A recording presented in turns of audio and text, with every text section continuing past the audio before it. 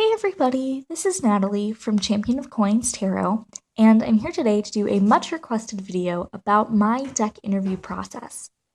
Over the past couple of days especially, I've had people ask me on the Truth and Story Facebook group and in some of the YouTube comments about how I get to know decks, about how I work with them in this way. And I thought I would demonstrate by showing you the spread that I did for the Romantic Tarot that was gifted to me by the lovely Katie Flowers. I already did this spread a couple of days ago, actually, when I got the deck in the mail. So it's not new. I'm not going to be doing it for the first time on camera, but I am going to use it as a good demonstration. So before I begin, just one of the reasons why I really love to use deck interview spreads is because I view each deck as having its own personality. I know that some people aren't keen on that idea. They view decks as being tools, but for me, I feel like each deck has a unique voice. I feel like it has just a unique character that's all its own. Even if it's drawing from the same place of wisdom and the same place of understanding and of spirituality that other decks are, it has its own twist on it. And I think that that is really apparent in this deck, which is why I wanted to use it as a good example. So the main aspect of the spread is this 6-card pyramid. And then the 3 cards on the side represent different jumping off points for conversation. So you don't have to use all 9 cards if you don't want to. The main bulk of the information about the deck and about its personality will be contained within the 6-card pyramid. The first card represents what the deck's most important characteristic is.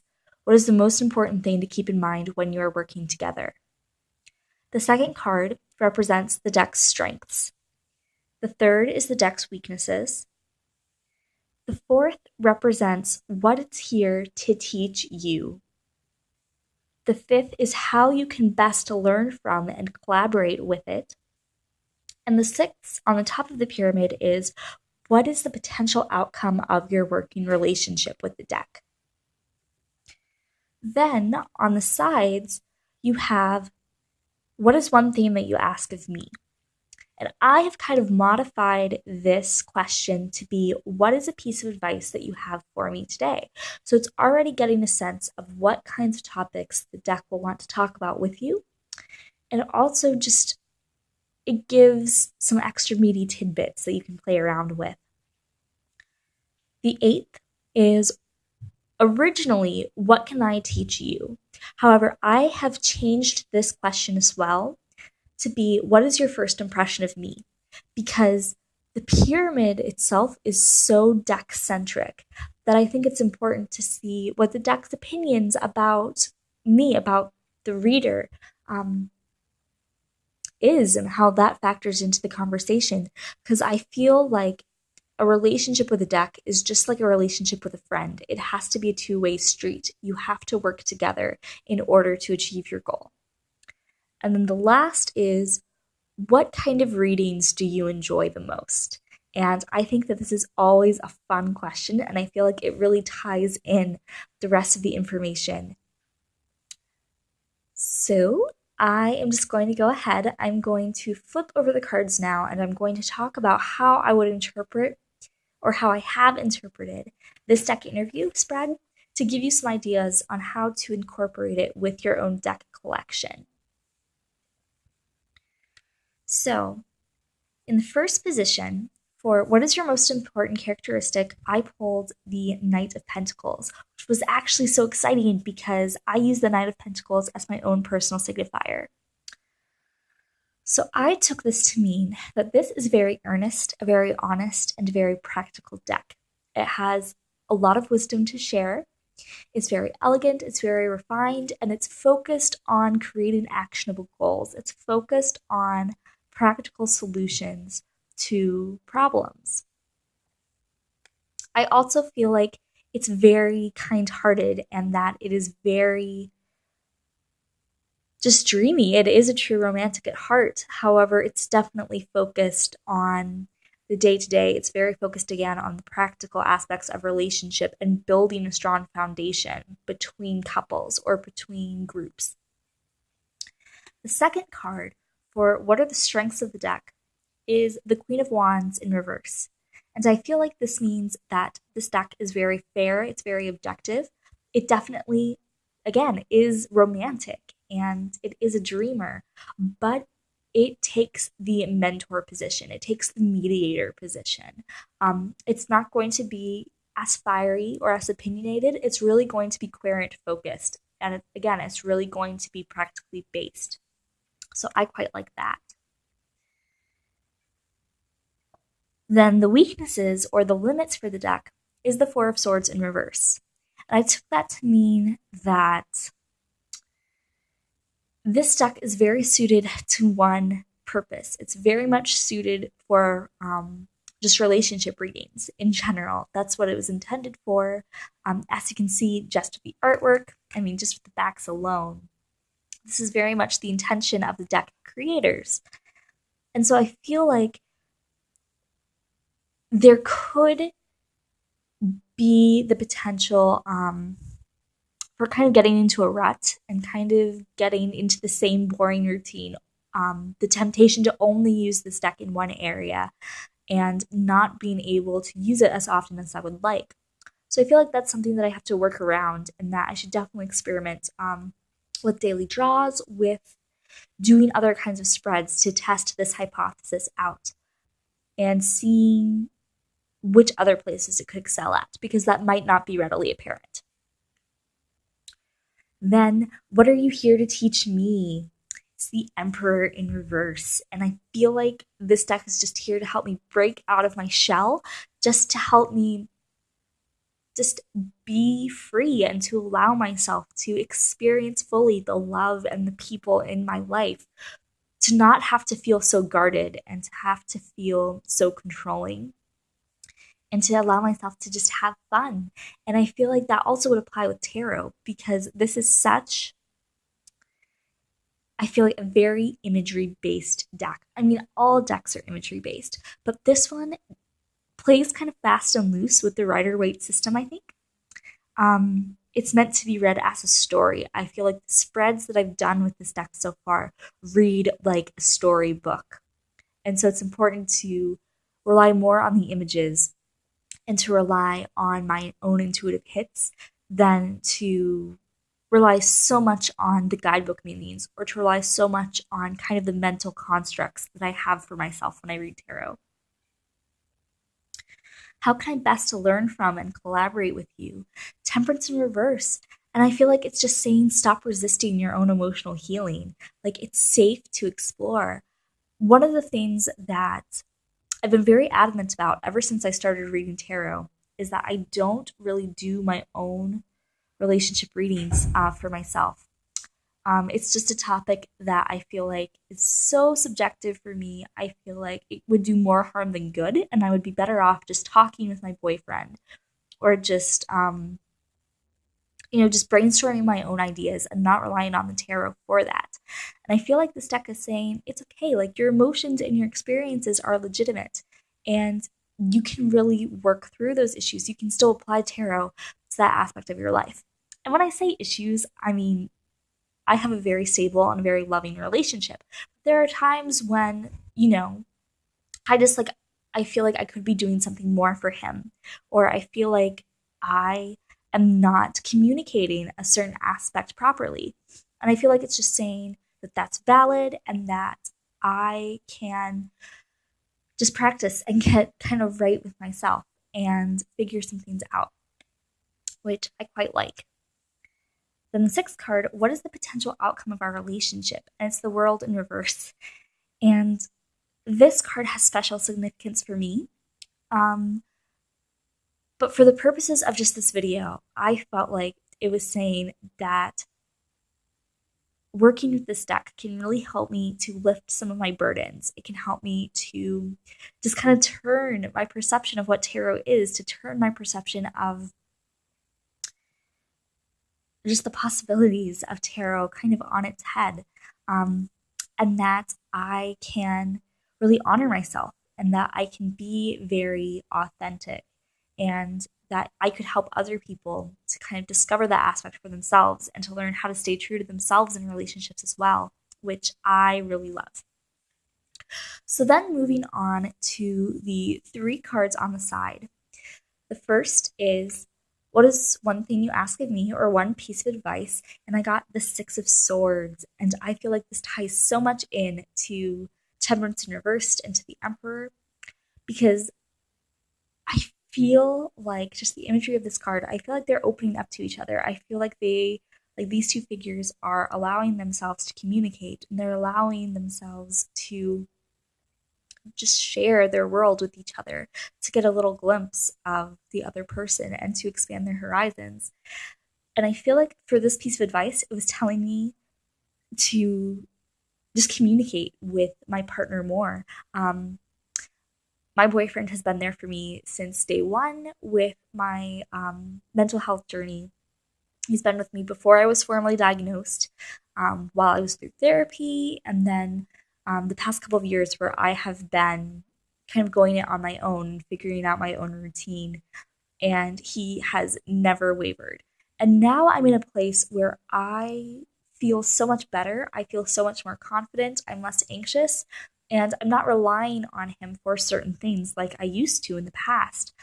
But I feel like this advice card is saying that just because I feel more confident doesn't mean that I have to go it alone. I can still rely on him. I can still communicate with him.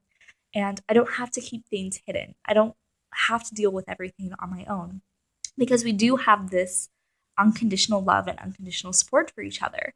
And again, I can still let him in, which I thought was very lovely.